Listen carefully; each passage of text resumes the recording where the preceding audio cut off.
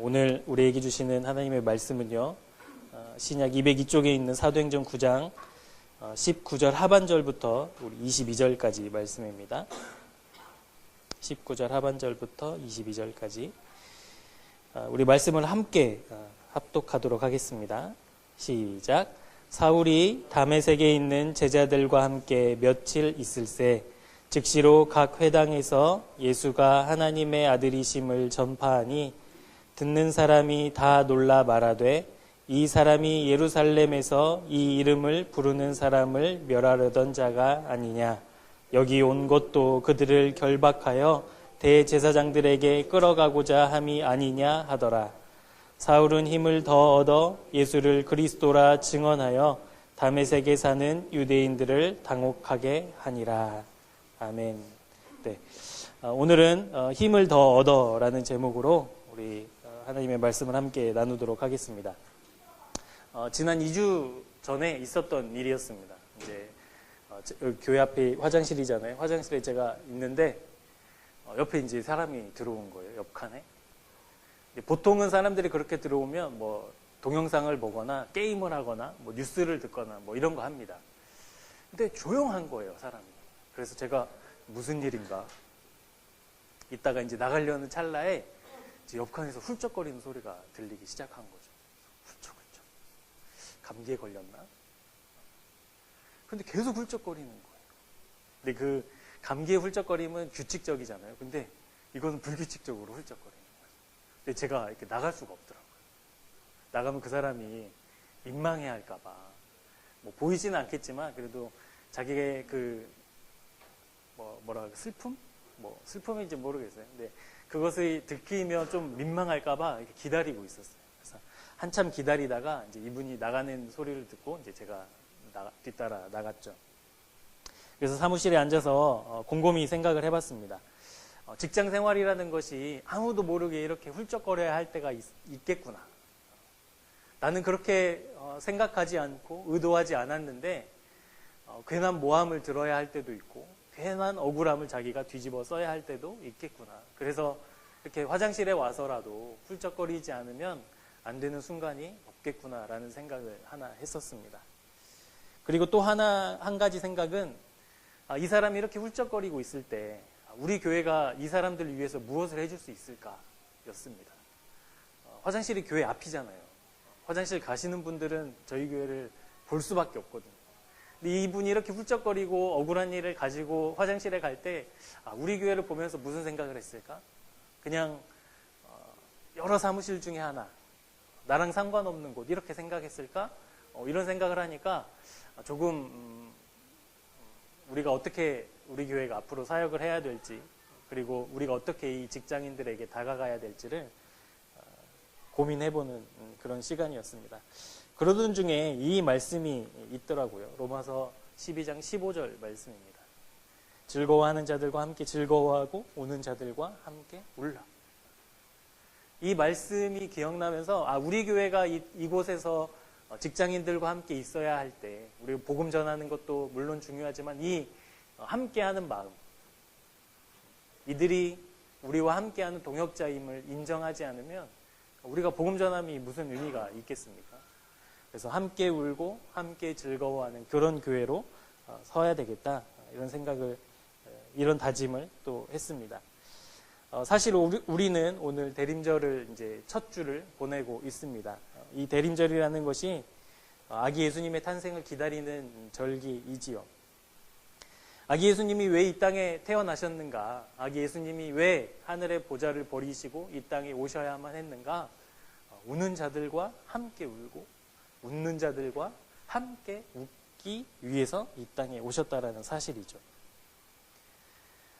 그 위로와 격려가 우리에게도 그리고 세상 사람들에게도 전해지고 흘러가는 그런 대림절이 되었으면 좋겠습니다.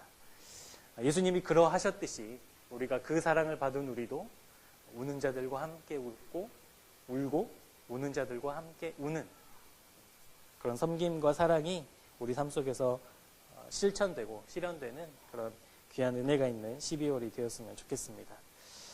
그리고 그 예수님이 친히 자기 몸을 낮추셔서 낮고 낮은 이 땅에 오셔서 우리에게 보여주시고 확증해 주신 그 사랑이 우리를 다시 일으켜 세워서 우리가 또 내년을 준비하는데 힘과 격려가 되었으면 좋겠습니다.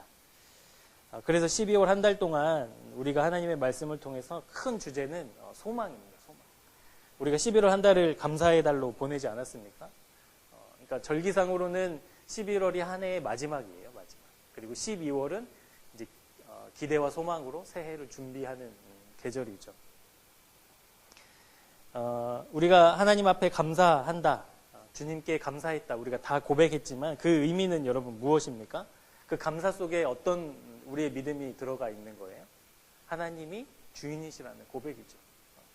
하나님이 주인이시기 때문에 때로는 아픔도 때로는 좌절도 다 감사로 고백되어질 수 있는 것이죠. 그리고 이 감사라는 것은 하나님의 은혜를 기억해내는 장치와도 같습니다.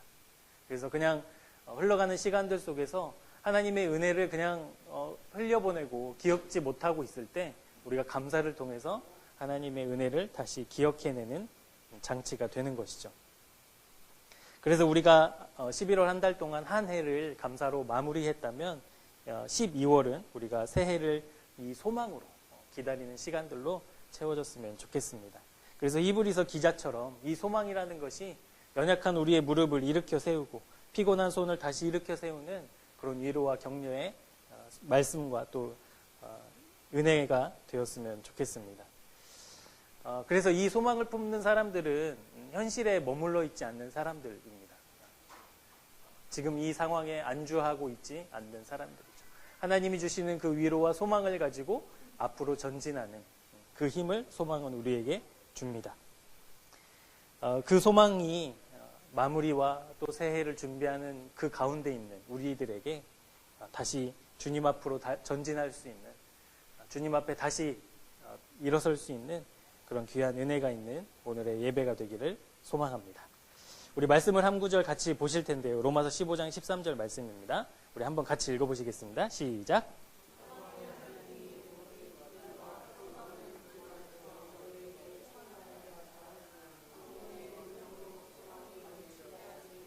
네.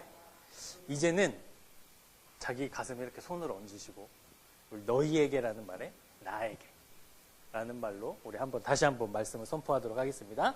소망의 하나님이 모든 기쁨과 평강을 믿음 안에서 나에게 충만하게 하사 성령의 능력으로 소망이 넘치게 하시기를 원하노라. 소망이 넘치는 말씀대로 그렇게 이루어지는 한 해가 되었으면 좋겠습니다. 우리 성도의 교제하시죠. 소망이 넘치기를 축복합니다. 서로 보시면서 소망이 넘치기를 축복합니다. 우리가 이 기대와 소망으로 과거에는 조금 후회도 있고 실수도 있었겠지만 그것을 털어내고 다시 새롭게 시작할 수 있는 그 힘과 그 믿음이 우리 소망 안에 있음을 고백하셨습니다. 우리가 소망이 넘치는 12월 한 달을 위해서 우리 서로 함께 격려하며 우리 믿음의 길을 함께 걸어갔으면 좋겠습니다. 여러분 백종원의 골목식당이라는 프로그램을 보시는 분이 계신가요? 찾아서 보시는? 네, 윤호 목사님 찾아보시는. TV도 없는데 능력이 많으십니다. 유명하고 사람들이 그래도 많이 보는 프로그램 중에 하나죠. 이 백종원이라는 요리 연구가가 자기가 가지고 있는 노하우를 가지고 실제로 장사를 하는 자영업자들을 찾아가서 그들의 문제점을 지적해주고 개선점을 또 이렇게 도와주는 그런 프로그램입니다.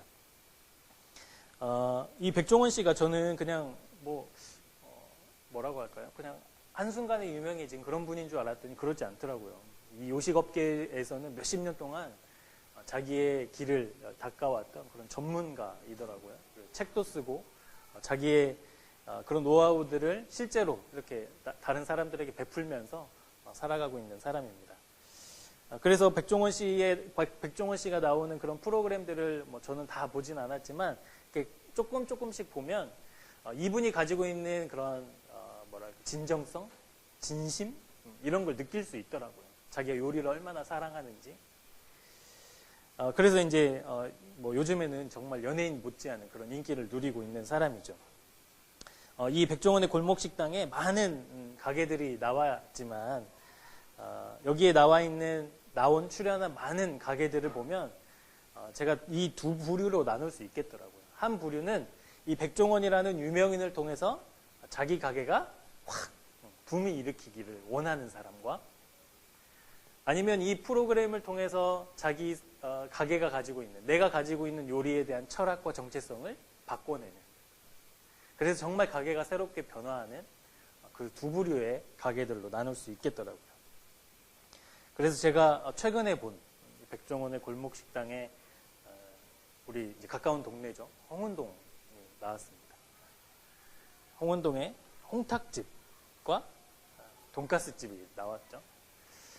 뭐 보신 분도 있겠습니다만은 이 이제 홍탁집에는 홀로 어머니가 이 아들을 키우고 계세요. 그래서 아들을 잘 키워내지 못한 그런 미안함 막 이런 것도 있었고, 그리고 아들이 함께 이제 가게를 도와주면서 함께 가게를 운영해야 되는데 아들은 그냥 놀고 먹는 거죠. 그러니까 그 모습을 본 백종원이 이제 어떻게 할 거냐, 너 어머니랑 함께 할 거냐, 아니면 그냥 그만둘 거냐. 그래서 이제 아들이 어머니와 함께 가게를 운영하겠다, 자기가 노력하겠다, 그런 약속을 이제 받고 이제 이 프로그램이 시작이 된 것이죠. 네, 보신 분 계시죠? 얼마나 속이 터지는지. 막 사람들이 막 댓글로 막 비난을 할 정도로 어떻게 저런 사람이. 그래서 제가 가장 가슴 아팠던 댓글 중에 하나는 뭐냐면, 사람은 고쳐 쓰는 거 아니다, 이 말이었어요. 아들은 막 있을 때는 막 그렇게 하겠다고 해요. 잘하겠다. 근데 취재진이 가고 떠나고 그러면 이제 또 자기 마음대로 옛 습관대로 사는 거죠. 그러니까 사람들이 그 댓글에다가 사람 고쳐 쓰는 거 아니다, 뭐 이런 말을 하는 거죠. 그러니까 보면서 저도 이게 뭐 프로그램 전체를 본 건 아니고 이렇게 인터넷에 이렇게 클립이 나오길래 그것을 봤는데 속 터지더라고요. 말은 잘해요. 뭐 연습했어? 연습했어요. 준비했어? 준비했대요. 뭐 해봐. 막 헤매는 거죠. 또 한 가게는 돈가스 가게입니다. 돈가스, 아이들이 좋아하는 돈가스. 백종원 씨가 굉장한 극찬을 하죠. 우리나라 끝판왕 돈가스다, 뭐 이렇게 할 정도로. 이 집 사장님은 음식에 대한 애착이, 애정이 너무 많아요. 너무. 그냥 보통 사장님들보다 몇 배는 더 많으세요. 그래서 좋은 식재료를 가지고 좋은 음식을 손님에게 제공하려고 하는데, 여기 그림에 보시는 이 치즈카츠는 하루 8명밖에 못 먹는데요. 만들 수가 없대요, 이거를. 그래서 8명만 먹는 이상한 현상이 음식점에 있는 거죠. 근데 이 집의 메뉴가 21개예요. 그러니까 백종원 씨가 보고는 이거 줄여야 된다, 3개로 줄여야 된다, 너무 많다. 근데 이분은 음식에 대한 애정이 있어서 하나하나 메뉴가 자기의 정말 손과 발인 것처럼 자기 삶의 일부분인 거예요. 그래서 쉽게 내려놓지 못하더라고요. 근데 백종원 씨가 이 사장님한테 얘기하는 거예요. 당신이 음식을 사랑하는 마음도 알겠다. 그렇게 좋게 대접하고 싶은 마음도 알겠다. 그런데 방법이 잘못됐다, 방법이. 그것을 전달할 수 있는 게 있다. 그래서 이제 막 조언을 하고, 그래서 메뉴를 3개로 줄이고, 손해보고 가게가 망하면 자기가 손해배상하겠다 해가지고, 이 사장님이 정말 그 음식 장사를 하면서 실패했던 그 트라우마를 이겨내고 새로운 이제 가게를 이제 운영하게 되었죠. 여러분, 이 두 사장님의 마음은 다릅니다. 그리고 이 백종원 씨가 했던 조언을 대하는 자세도 달랐어요. 여러분, 그러면은 결과도 다르지 않겠습니까? 이 홍탁집 사장님이 대하는 그 마음으로 계속 대하면 뭐 결과야 뻔하겠죠. 여러분, 이것이 우리 신앙생활의 원리와도 같습니다. 우리가 조금 전에 봤던 로마서 15장 말씀, 그 소망은 여러분 어디에서 나오는 겁니까? 하나님이 우리를 성령으로 충만하게 하시는 그 소망은 어디서부터 나오는 거예요? 지금 이 상황을 보고 나오는 거예요? 아니죠. 영원하신, 변하지 않는 하나님을 바라볼 때 그 소망이 나오는 것이죠. 그 하나님을 어떻게 대하느냐가 우리 신앙생활의 결과를 나타내는 중요한 기준이 되는 것입니다. 뭐 달라지겠어? 하나님 믿는다고 내 삶이 달라지게, 나는 지금까지 이렇게 살아왔는데 뭐 하나님 믿는다고 뭐 어떻게 되겠어? 뭐 된 사람을 보고는 저 사람은 운이 좋아서 그런 거야. 여러분, 이런 마음으로 하나님 안에서 어떻게 새로운 변화의 소망들이 생겨날 수 있겠습니까? 한 해의 마지막엔 우리가 12월을 보내고 있는데 그리고 대림절 첫 주를 보내고 있는데 여러분 이 시간 우리가 우리의 마음의 자세를 새롭게 했으면 좋겠습니다. 하나님 앞에 예배하고 있는 이 예배가 과거의 자세와는 좀 다른 예배가 되었으면 좋겠습니다. 바른 자세는 쉽지 않지요. 힘들고 아픕니다. 제가 지금 몇 주 동안 계속 목이 아파서 고생인데 생각해 보니까 자세가 바르지 않더라고요. 그래서 바르게 앉으려고 하면 온몸이 막 아파요. 그러니까 바른 자세는 하나님 앞에 바른 자세는 피곤한 일이죠. 힘든 일입니다. 그런데 꼭 필요한 것처럼 우리가 하나님 앞에 바른 자세로 우리가 하나님 앞에 바른 마음가짐으로 하나님의 말씀을 받고 또 우리의 삶 속에서 그 말씀을 실천하며 살았으면 좋겠습니다. 오늘 본문 말씀을 함께 좀 볼 텐데요. 여러분 우리가 읽었던 사도행전 9장은 이 사울이 하나님 예수 그리스도를 만나고 회심한 사건이 기록되어 있는 장입니다. 다메섹에 예수 믿는 사람들이 많다는 소문을 듣고 이 살기가 등등해진 사울이 이제 그 사람들을 잡아 죽이려고 다메섹으로 가고 있었죠. 그런데 하늘에서 호련히 빛이 그를 비춥니다. 그리고 그 빛을 통해서 사울은 아무것도 볼 수 없는 사람이 되었습니다. 그러니까 자기의 삶을 통해서 예수님은 가짜라고, 예수님이 말씀하신 것은 거짓말이라고 주장했던 그 예수님을 실제로 자기가 만나게 되니까 정말 놀라운 변화와 또 새로운 삶을 이 사울은 살게 되는 것이죠. 그런데 이제 이 빛을 보고 아무것도 볼 수 없고 할 수 없는 이 사울이, 무기력해진 사울이 사람들의 손에 이끌려서 이제 다메섹 성으로 들어가게 됩니다. 그리고는 아나니아라는 사람을 하나님이 보내셨고 아나니아의 안수를 통해서 사울의 눈에 비늘 같은 것이 벗겨지는 역사, 그것이 이제 말씀에 쭉 기록되어 있죠. 우리 사도행전 9장 17절 말씀으로 우리 한번 같이 읽어보실까요? 한번 같이 보겠습니다. 아나니아가 떠나 그 집에 들어가서 그에게 안수하여 이르되 형제 사울아, 주 곧 내가 오는 길에서 나타나셨던 예수께서 나를 보내어 너로 다시 보게 하고 하시고 성령으로 충만하게 하신다 하니. 그러니까 사울은 지금까지 어떤 삶을 살았냐면 자기 눈으로 세상을 바라봤던 사람이었습니다. 자기가 쌓았던 실력으로 세상을 바라봤던 사람이었죠. 자신감이 넘쳤고요. 모든 일이 다 수월하게 풀리는 형통한 사람이었습니다. 근데 그렇게 자신감이 충만한 사울이 지금 아무것도 할 수가 없는 거예요. 부활하신 주님을 만나고는 볼 수도 걸을 수도 없는 그런 상태가 되었습니다. 근데 이 아나니아가 사울의 머리에 손을 얹고 하나님 앞에 간절히 기도하게 되자 자기의 눈에 있는 그 비늘이 벗어지게 되고 성령의 충만함으로 이제 사울은 자기의 시선이 아니라 그 성령의 시선으로 세상을 바라보는 사람으로 변화되었습니다. 그러니까 사울이라는 사람은 똑같았지만 그 안에 성령님이 계시니까 이제 세상이 달라 보이기 시작한 것이죠. 여러분 이것이 2018년을 우리가 감사로 보내고 2019년을 소망으로 기다리는 우리가 가져야 할 첫 번째 자세입니다. 성령 충만한 눈으로 바라보라. 여러분 우리가 그리스도인으로 살아갈 때 세상의 사람들과 다른 것이 무엇이냐면 시각입니다. 시각. 그리스도인의 시선. 같은 것을 보지만 다르게 생각하는 것이 그리스도인의 삶입니다. 그러니까 사람들의 시력과는 우리의 시선이 달라야 하는 것이죠. 민수기 13장에 보면 여호수아와 갈렙 그리고 각 지파별로 뽑힌 10명의 정탐꾼이 이제 가나안 땅에 정탐을 하러 갑니다. 근데 가보니까 여기 그림에서 보는 것처럼 그곳 사람들은 키가 크고 우리는 진짜 메뚜기 같더라. 그 사람들이 막 한 번 휘두르면 우리는 그냥 죽을 수밖에 없는 그런 사람일 수밖에 없어. 그래서 그곳은 하나님의 약속의 땅이 아니야 라고 10명의 사람들이 이제 고백하는 것이죠. 선언하는 겁니다. 여러분 성령 충만한 눈은 어떤 눈이겠습니까? 시대를 잘 읽는 눈이겠습니까? 성령 충만한 눈은 시대의 흐름을 잘 보는 눈이 아니에요. 성령 충만한 눈은 어떠한 문제를 정확하게 보고 그 문제를 피해갈 수 있는 길을 발견하는 눈이 아니에요.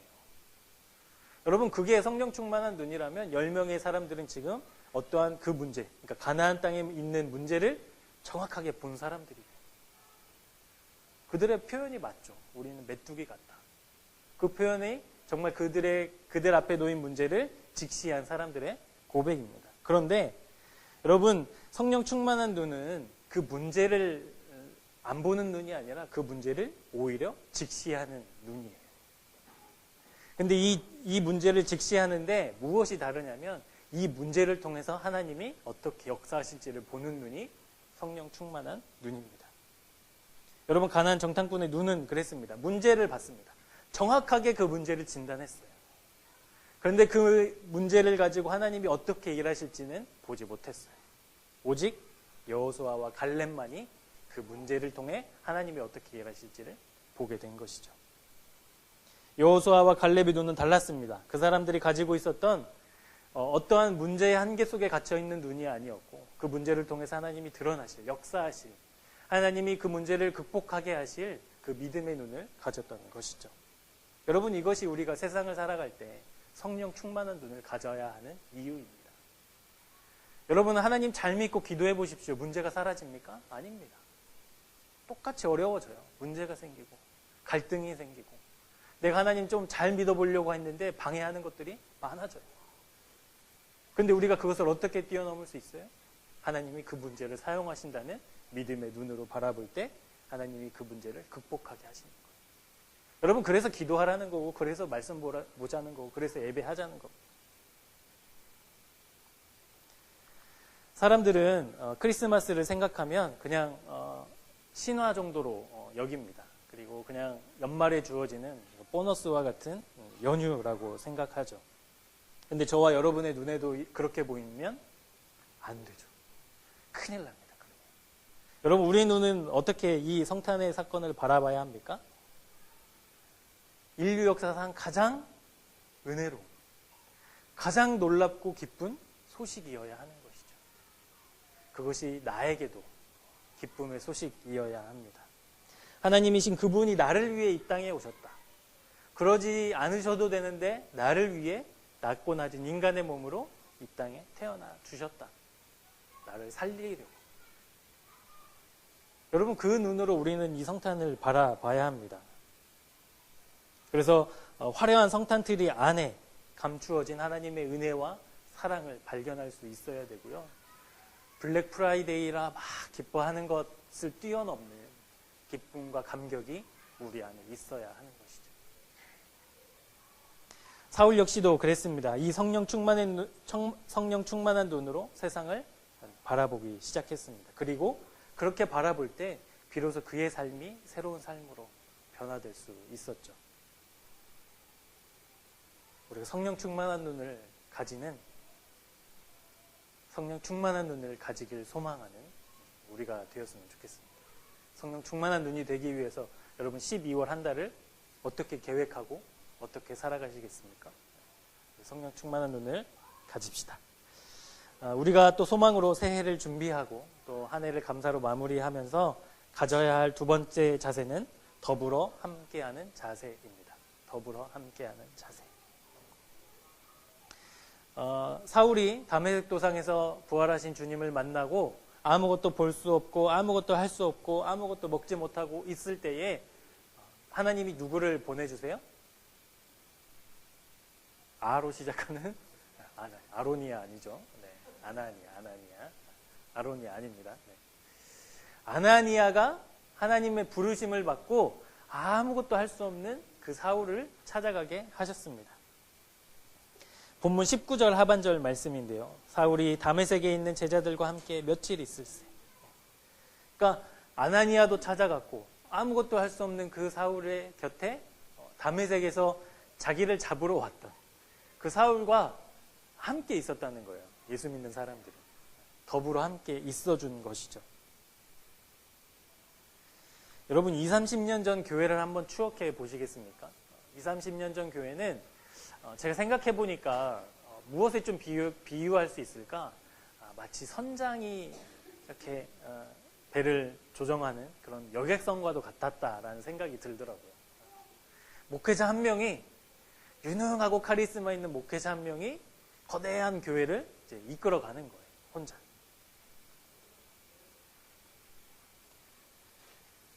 그러니까 승객들은 누구만 바라보고 있습니까? 목사님만 바라보고 있는 거예요. 선장님. 그래서 목사님의 말이라면 그냥 덮어놓고 믿고 아멘하는. 제가 한번 설교 때 여러분에게 말씀드렸지 않았습니까? 제가 군대에 있을 때 부흥회를 했는데 그 부흥회 강사님이 군종병들이나 이제 사병들이 아멘을 잘 안 하니까 그걸 보여주겠다고, 아멘의 훈련을 자기가 시켜주겠다고 자기 교회 권사님들을 쫙 데리고 버스 타고 한 40명 되는 권사님이 딱 한복 입고 앞에부터 쫙 앉아서 사랑하는 여러분 아멘 제가 오늘 교회에 왔습니다 아멘 그러니까 마침표마다 아멘 하는 거예요. 아멘은 이렇게 해야 된다고 막 이렇게 보여주시는 거예요. 그러니까 목사님의 말이라면 아멘 하라고 하면 그냥 목사님 말이 끝나면 그냥 다 아멘. 화장실을 갔습니다 아멘. 훌쩍거리는 사람 만났습니다 아멘. 뭐 다 그렇게 되는 거예요. 그러니까 하나님을 대원하는 그 목사님 한 명만 바라보고 그 목사님이 조정하는 배에 다 타가지고 이제 가는 거예요. 20, 30년 전에 교회는 그랬던 것 같아요.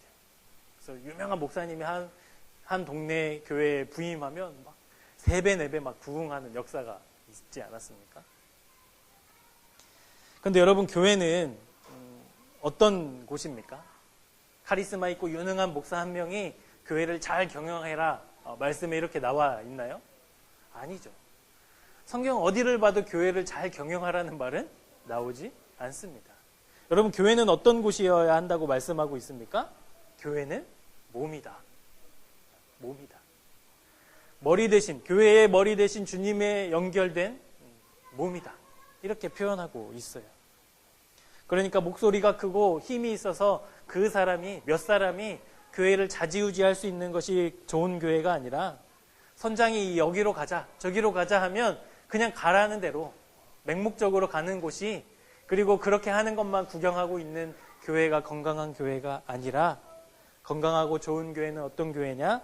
목회자와 성도들이 한 몸이 되어서 주님 안에 연결되어 있는 교회가 좋은 교회, 건강한 교회라고 말씀하고 있습니다. 저는 이것을 영적인 가족이라고 표현하고 싶어요. 영적인 가족.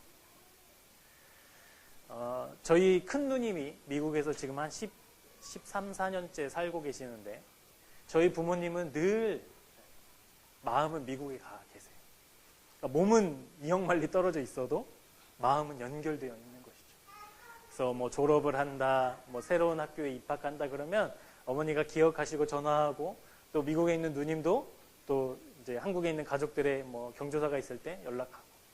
여러분, 이것이 가족이지 않습니까? 멀리 떨어져 있어도 마음은 연결되어 있는. 그러니까 교회가 그런 것이라.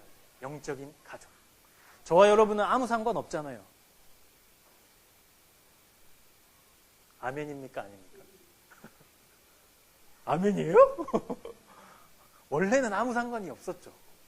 여러분이 뭐 사업에 성공을 하든, 돈을 많이 벌든, 뭐 가게를 차리든, 뭐 승진을 하든 저와 아무 상관이 없어요. 원래는. 그런데 여러분, 우리가 주님 안에서 어떻게 된 거예요, 이제? 주님 안에서 다 연결이 된 거예요. 하나님의 사랑으로, 은혜로 다 연결이 된 거예요. 그래서 여러분이 슬픈 일을 당하면 내가 슬프고요. 여러분이 기쁜 일이 생기면 저희가 기쁜 거예요. 그러니까 아까 설교 도입부에 말씀드렸던 그 훌쩍거림이, 왜 훌쩍거려? 다 큰 어른이? 이렇게 생각이 안 되더라고요. 무엇을 해줄 수 있을까? 어떻게 우리 교회가 위로해 줄 수 있을까? 이 고민이 되는 것은 어떤 의미겠어요? 연결되어 있다는 것이죠.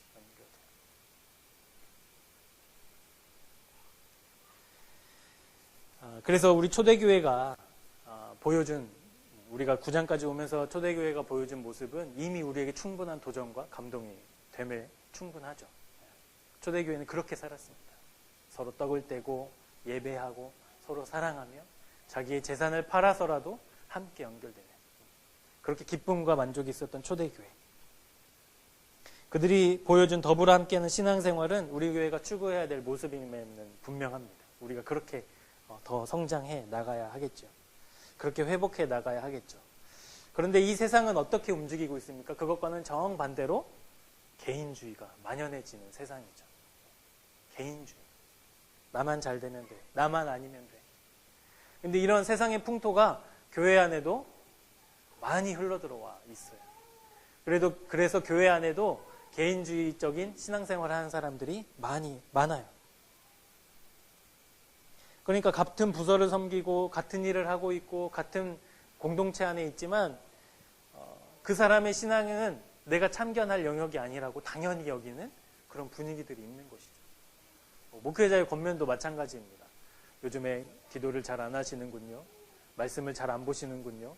요즘에 예배가 자꾸 빠지는데 영적으로 무너져 있군요. 막 이런 얘기를 하면 목사님이 상처 줬다고. 목사님이 뭔데 내 신앙에 그렇게 참견하냐고 교회를 떠나는 사람들도 많이 있어요. 근데 여러분, 우리가 종교 동아리 하는 겁니까 지금?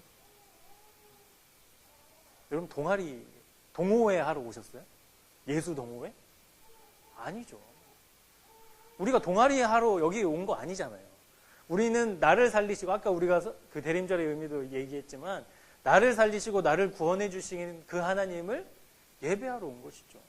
그 하나님의 은혜가 너무 크니까 그 은혜를 우리가 어떻게 살면서 드러낼 수 있을까, 그 은혜에 어떻게 보답할 수 있을까를 고민하는 거잖아요. 그리고 더 중요한 것은 내가 우리 주님을 나의 인생의 주인으로 고백했고 나를 구원해 주신 유일한 구원자로 고백하지 않았습니까? 그러니까 이것은 개인주의와는 상관없는 거죠. 여러분, 사울은 자기 출신과 능력으로 홀로 서기에 충분했던 사람, 차고도 넘치는 사람이었어요. 자기가 가지고 있는 실력과 자기가 가지고 있는 그 능력으로 얼마든지 세상을 넉넉하게 살 수 있는 사람이었어요. 그런데 그가 지금 성령 충만한 눈으로 세상을 바라보니까 자기 곁에 누가 있어요? 잡아 죽이려는 사람들이 있는 거예요. 이 사람들이 나를 돕고 있는 거예요. 아나니아라고 하는 아무 자기와 상관없는 사람이 와서 자기를 위해서 기도해 주는 거예요.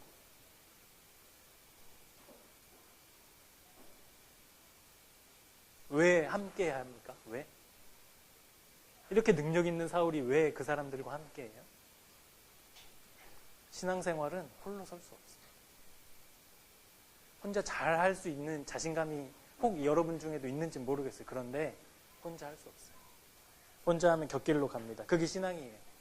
자기가 혼자 잘할 수 있을 것 같지만 혼자 한번 잘 해보십시오. 잘 되나? 안 돼요. 우리나라에 그런 사람이 없어요.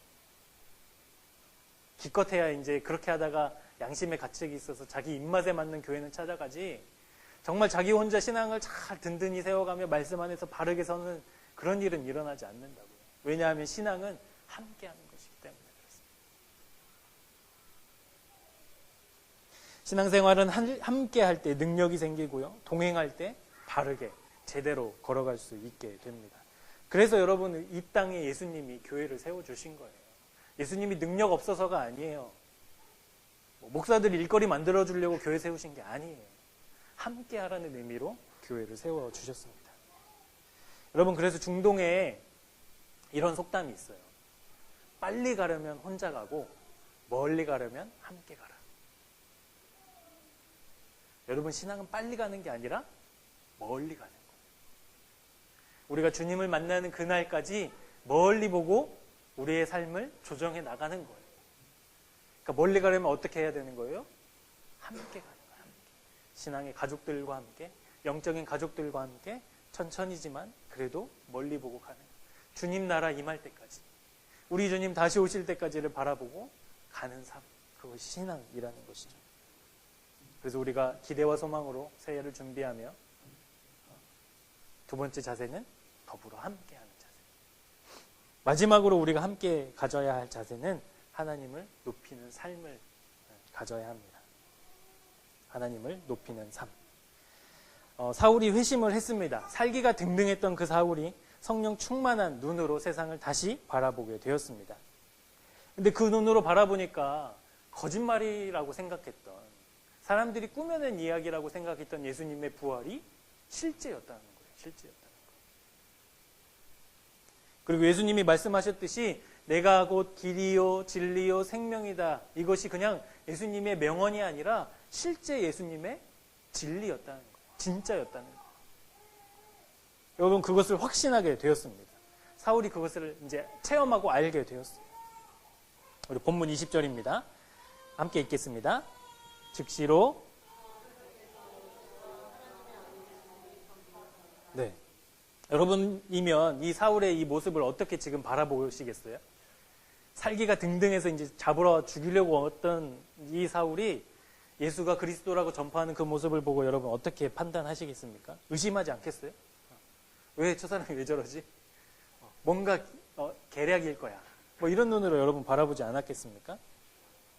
사람들은 이 사울이 다메섹에 왜 왔는지를 정확하게 알고 있었어요. 그게 21절에 나오거든요. 예수라는 그 이름을 부르는 사람들, 예수라는 그 사람을 따르는 사람들, 예배하는 사람들, 함께 모여 기도하는 사람들, 자기의 재산을 팔아서 함께 영적인 가족으로 모임을 갖고 있는 그 사람들을 잡아 죽이려는, 그 사람들을 다 결박해서 대제사장에게로 끌고 갈 목적으로 사울이 다메섹에 왔다는 것을 모든 사람들은 다 알고 있었어요. 근데 그 사울이 예수가 그리스도다 이렇게 고백하니까 사람들이 수근거리지 않았겠습니까? 그럼 여러분이면 어떻게 하시겠어요? 그러면 해명해야 되잖아요. 내가 왜 이렇게 설명하고 구구절절하게 내가 어떤 일을 겪어오면서 여기까지 왔는지를 설명해야 되는데 사울은 해명하지 않아요. 오히려 사울은 더 소리를 높여 예수는 그리스도라고 사람들 앞에 선언합니다. 이 고백은요, 유대인들이 그렇게 애지중지했던 율법을 깨뜨리는 고백이에요. 사울은 유대인이었잖아요. 자기가 목숨보다도 중요하게 여겼던 그 율법을 깨뜨리는 것이었고요. 스데반이 공회원들 앞에서 그렇게 핏대 높여서 선언했던 그 선언이 옳은 것이었다라고 고백하는 것이었어요. 오직 예수님만이 구원의 유일한 통로임을 증명하는 말이었던 것이죠. 근데 이게 왜 대단한 것이냐? 여러분, 사울이 이 고백을 했던 것은 자기가 지금까지 살아온 이 삶을 통째로 잘못 살았다고 고백하는 거랑 같은 거거든요. 자기는 지금 율법을 위해서 그렇게 목숨 걸고 살았잖아요. 근데 그 삶이 통째로 다 잘못된 삶이었다고 부정하는 거예요. 그러니까 얼마나 여러분 위대한 고백입니까? 여러분 지금 30년, 40년, 50년 여러분이 살아온 그 시간을 통째로 부정할 수 있겠습니까? 그럴 수 없어요. 웬만한 사람은 그럴 수 없어요. 그런데 자기가 부활하신 주님을 만나보니까 자기의 삶이 통째로 잘못됐다는 것을 비로소 깨닫게 되는 거예요. 그래서 예수는 그리스도라고 선언할 수 있었던 것이죠. 그가 그의 출신과 과거를 자랑하지 않았습니다. 내가 로마, 날 때부터 로마, 이런 얘기 하지 않았어요. 오직 주님만이 참 구원자 되심을 고백했고 그 이름을 높여드렸어요. 다른 여러분, 우리가 하나님을 높이는 삶을 살면 하나님이 우리에게 어떻게 하실까요? 우리가 하나님을 높이는 삶을 살아내면 하나님이 우리를 어떻게 하실까요? 잘한다. 우리가 하나님을 높이면요, 하나님이 우리를 높여주세요. 이것은 연봉이 많아진다는 의미가 아니고요, 승진한다는 의미가 아니고요, 20평에서 30평으로 이사한다는 그런 의미가 아니에요. 하나님이 우리를 높여주세요. 그 높여주신다는 것은 우리는 그럴 자격이 없음에도 불구하고 하나님이 하나님의 일을 맡겨주신다는 거예요. 여러분, 우리가 무슨 능력이 있어서 하나님의 일을 합니까? 우리가 무슨 자격이 있어서 하나님의 사역을 감당합니까? 그런데 우리가 하나님을 높이면 하나님이 우리가 그런 일을 감당할 수 있는 사람들로 높여주신다는 거예요. 창세기 41장에 보면 요셉 이야기가 나옵니다. 바로 왕이 꿈을 꾸고 번뇌에 빠지죠. 그리고 많은 점술가와 박사들을 불러가지고 이 꿈을 해석하려고 하지만 해석이 되지 않아요. 근데 요셉이 이 꿈을 해석합니다. 창세기 41장 16절을 보면 요셉이 바로에게 대답하여 이르되 이는 내가 있는 것이 아니라 하나님이 바로에게 평안한 대답을 하실 것입니다. 야, 너 꿈 해석 잘한다며? 꿈 좀 해석해봐. 그건 제 능력이 아니라요, 하나님이 주신 능력입니다. 25절에도요, 바로의 꿈은 하나이라 하나님이 그 하실 일을 바로에게 보이셨다. 28절에도 하나님이 그가 하실 일, 32절에도 하나님이 이 일을 정하셨다. 그러니까 요셉의 모든 말의 주어는 하나님이셨어요. 자기가 단 한 번도 하나님보다 앞서 나가지 않아요. 하나님이 주신 거고 하나님이 내게 알려주신 거고 하나님이 보여주신 것이다. 여러분, 술 맡은 관원장 2년 전에 자기가 꿈을 해석해줘요. 그래서 그 꿈의 해석대로 복직된 그 술 맡은 관원장이 옆에 있었으니까 자기가 어떤 사람인지 자랑할 만하잖아요. 자기의 꿈 해몽이 이렇게 탁월하다고 주장할 만하잖아요. 그런데 요셉은 그러지 않았어요. 요셉의 말의 첫 시작은 늘 하나님이셨어요. 그래서 결국 하나님이 요셉을 어떻게 사용하십니까? 총리로 세워주시죠. 근데 여러분, 총리가 대단한 게 아니라요, 하나님이 요셉을 총리로 세우신 이유가 있어요. 그게 뭐냐면 극심한 흉년에 수많은 사람들의 생명을 살리기 위해서 요셉을 총리로 세워주신 거예요. 아버지와 형들 간의 그 가족 간의 불신, 정말 트라우마, 그것을 회복시켜주기 위해서 총리로 삼으신 거예요. 총리라는 높은 자리에 올라가는 그게 중요한 게 아니라 그 총리의 자리에서 할 수 있었던 일이 있었기 때문에 하나님이 총리로 세워주신 거라는 거예요. 그러니까 하나님을 높이고 하나님을 주어된 삶으로 살아내니까 하나님이 그런 위대한 일을 감당하게 하셨습니다. 회심한 사울의 첫 고백은 예수는 그리스도다라는 고백이었어요. 자기가 아닌 하나님을 높여드린 사울의 삶은 우리가 잘 알고 있듯이 정말 위대한 삶을 살아내지 않습니까? 온 세계를 다니며 복음을 전하고 죽음을 두려워하지 않고 죽음의 위협 앞에서도 또 자기를 죽이려고 하는 그 땅에도 다시 들어가는 그 열정의 삶을 살아낼 수 있는 원동력이 주님을 높여드리는 삶을 살았기 때문이라는 것이죠. 우리가 계속 큐티하고 있는 역대서를 봐도 그렇지 않습니까? 하나님을 높여드리는 왕의 삶은 어떤 삶이에요? 다른 삶이에요. 온 나라가 평안해지고요, 온 나라가 화평하고요, 기쁨이 넘치는 나라가 됩니다. 하나님을 높여드리는 왕이 통치했을 때. 사랑하는 여러분, 우리가 지난 1년 동안 내가 내 인생의 주인의 자리에 앉아 있었다면 이제 내려옵시다. 내려와야 합니다. 하나님의 은혜인지도 모르고 내 힘과 내 능력으로 살아온 착각 속에 있다면 어서 그 착각 속에서 벗어나야 합니다. 내가 높아지고 높이 올라가려고 했던 하는 그 일에 온 힘과 에너지를 쏟았다면 이제 내 하나님을 높이는 일에 우리가 힘을 쏟았으면 좋겠습니다. 그러면 하나님이 우리를 높이시는 거예요. 여러분, 우리 교회 열심히 막 복음 전하고 있잖아요. 지금 막 그런 운동들을 하고 있잖아요. 훈련들 하고 있고. 우리가 뭐가 있어서 하겠습니까? 저나 목사님이나 5년 뒤 10년 뒤 어떻게 될지 몰라요. 개척교회 문 닫는, 제가 한번 통계 말씀드렸잖아요. 스스로 개척해서 자립하는 교회 3%밖에 안 돼요. 어떻게 될지 몰라요. 불안해서 어떻게 살아요? 근데 무엇 때문에 우리가 하루하루 복음 전하면서 살 수 있어요? 하나님 높이면 하나님 우리를 높여주신다. 우리가 하나님의 말씀에 순종하면 우리 교회를 하나님이 사용하신다는 거예요. 그 기대와 소망으로 사는 거예요. 굶어 죽으면 천국 가면 되죠. 나머지 애들은 어떻게? 하나님 키워주실 겁니다. 그냥 하나님 부르시면 가면 돼요. 여러분, 그 믿음으로 우리가 세상을 살아야 실패하지 않잖아요. 다 비교하고 다 재보고 어떻게 살겠습니까? 2019년을 기대와 소망으로 준비하면서 아기 예수님의 또 탄생을 우리가 기쁨과 기대로 기다리면서 우리가 성령 충만함으로 이 시간들을 채워냈으면 좋겠습니다. 더불어 함께 우리가 그 기다림의 목적지까지 잘 걸어갔으면 좋겠습니다. 우리가 함께 더불어 성령 충만하고 더불어 함께 무엇을 해야 되는가? 하나님을 높이는 우리의 인생으로 변화했으면 좋겠습니다. 그러면 사울이 그러했듯이 하나님께서는 우리에게 새 힘과 능력을 부어주실 줄 믿습니다. 우리가 능히 감당하고도 남을 은혜를 부어주실 줄 믿습니다.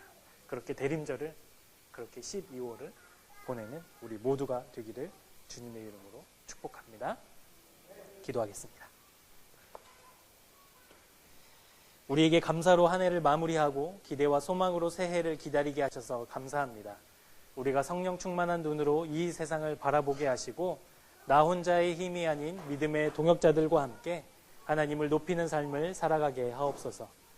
사울이 사람들이 수군거림에도 굴하지 않고 힘을 더 얻어 예수가 그리스도이심을 선포했듯이 실패와 좌절과 상처로 우리를 힘들게 하는 사탄의 유혹 앞에서 하나님께서 주시는 힘으로 힘을 더 얻어 오직 내 삶의 이유와 소망이 주님 되심을 선포하는 우리 모두가 되게 하여 주옵소서. 이 힘으로 새해를 준비하고 싶습니다. 이 능력으로 주님 오심을 기다리고 싶습니다. 주님, 새 힘을 주옵소서. 예수님의 이름으로 기도합니다.